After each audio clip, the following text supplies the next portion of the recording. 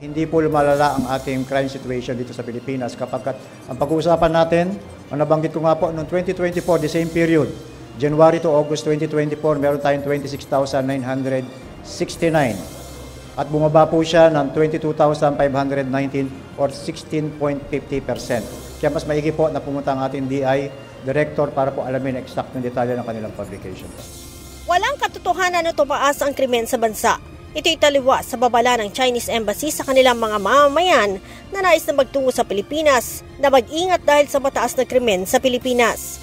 Ayon kay Public Information Office Chief Police Brigadier General Randolph Tumanyo, base sa datos, bumaba ang crime volume sa bansa ng 16.40% mula January 1 hanggang August 28, 2024. Nakapagtala ng krimen na nasa 27,090 habang January 1 hanggang August 28, 2025 ay nasa 22,646 lamang.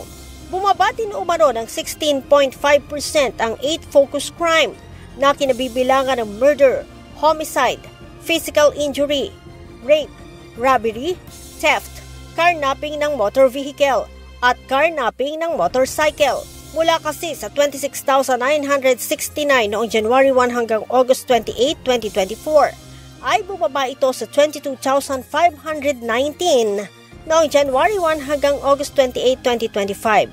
Kung ang pag-uusapan naman ay ang kidnapping sa mga Chinese national na mga kapwa nila Chinese, nakapagtala naman ang PNP ng 21 incidents. Sinabi ni Brigadier General Tuanyo na ipinag-utos na ni PNP Acting Chief Police Lieutenant General Jose Melencio Nartatis Jr. sa Directorate for Intelligence na makipag-ugnayan sa Chinese Embassy upang malaman kung ano ang naging basehan nila sa paglalabas ng advisory. Kausap po ang ating Chief PNP. Bibigyan niya po ng kautusan ng ating Director for Intelligence. Ang sabi niya, susundin natin yung proper channel and procedure upang magpunta sa Chinese Embassy at alamin yung spesipikong mga hinaing na binabanggit nila. Sapagkat kung titignan natin yung kanilang publication na sinasabi nila na tumaas daw ang crime rate, kung crime rate po ang pag-uusapan natin, bumaba po tayo.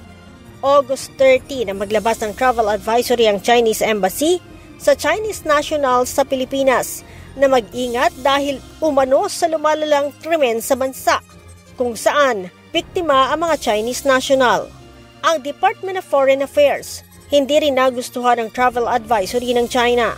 Giit ng GFA, nagkakamali o na-mischaracterize daw ng China ang paglalahad ng sitwasyon sa Pilipinas.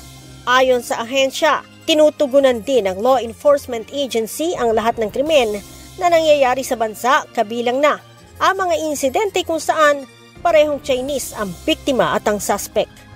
Leia Ilagan, UNTV News and Rescue. Diyos ang aming sandigan, serbisyo publiko ang aming pinahahalagahan.